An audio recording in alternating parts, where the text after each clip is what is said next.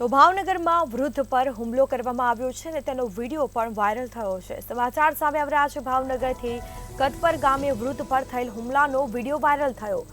જમીનમાં વારસાઈમાં નામ નહીં ચઢાવવાની દાજ રાખી અને વૃદ્ધ પર હુમલો કરવામાં આવ્યો હતો। કતપર ગામે વૃદ્ધ પર હુમલો કરવામાં આવ્યો, જેમાં અર્જણ પરમાર પર હુમલો કરવામાં આવ્યો હતો। સમગ્ર મામલે ફરિયાદ પણ કરવામાં આવી છે। ઇજાગ્રસ્તને ભાવનગર હોસ્પિટલ લઈ જવામાં આવ્યા હતા। વૃદ્ધને ઈજા પહોંચતા તેઓને સારવાર અર્થે હોસ્પિટલ લઈ જવામાં આવ્યા। મહિલા સહિત 6 હુમલાખોર વિરુદ્ધ ફરિયાદ પણ દાખલ કરવામાં આવી છે। આ ઘટનાનો વિડીયો વાયરલ થયો છે,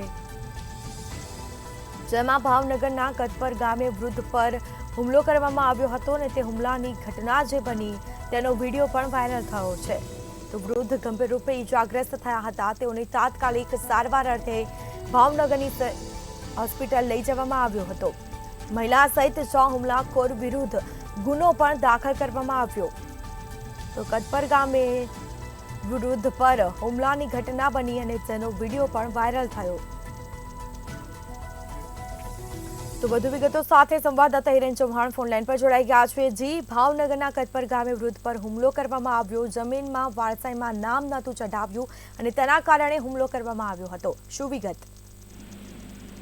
જી સ્મિતા, ચોક્કસ જણાવો તો ભાવનગર જિલ્લાના મવાદના કતપર ગામની આ ઘટના છે, જે આગળ કહેવાય કે અર્જણભાઈ બાબુભાઈ પરમાર નામના જે ભોગ બનનાર છે તે કોઈ મરણના કામે તે ગામે ગયા હતા। ત્યારે તેમના જે પિતરાઈ ભાઈ હોય છે તે જે જમીનની અંદર વારસાઈમાં તેનું નામ ન ચડાવવાની દાજ રાખીને મહિલા સહિત 6 લોકોએ તેના ઉપર ધોકા વડે હુમલો કર્યો હતો। સમગ્ર ઘટનાનો એક વિડીયો છે તે કોઈ વ્યક્તિ દ્વારા ઉતારવામાં આવ્યો હતો અને હાલ સોશિયલ મીડિયામાં વાયરલ થયો છે।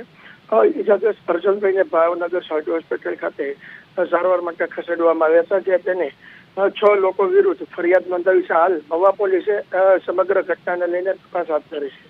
જી બિલકુલ, તમામ જાણકારી આપવા બદલ આપનો આભાર। તો આ સાથે મહિલા સહિત 6 હુમલાખોર વિરુદ્ધ ગુનો દાખલ કરવામાં આવ્યો। સમગ્ર મામલે તપાસ પણ કરવામાં આવશે। જમીનમાં વારસાઈમાં નામ નહોતું ચઢાવ્યું અને તેની દાજ રાખી વૃદ્ધ પર હુમલો કરવામાં આવ્યો હતો। તો વૃદ્ધની ઈજા પહોંચતા તેઓને તાત્કાલિક સારવાર અર્થે હોસ્પિટલ લઈ જવામાં આવ્યા। જેમાં કતપર ગામે હુમલાની ઘટના બની અને તેનો વિડીયો પણ વાયરલ થયો।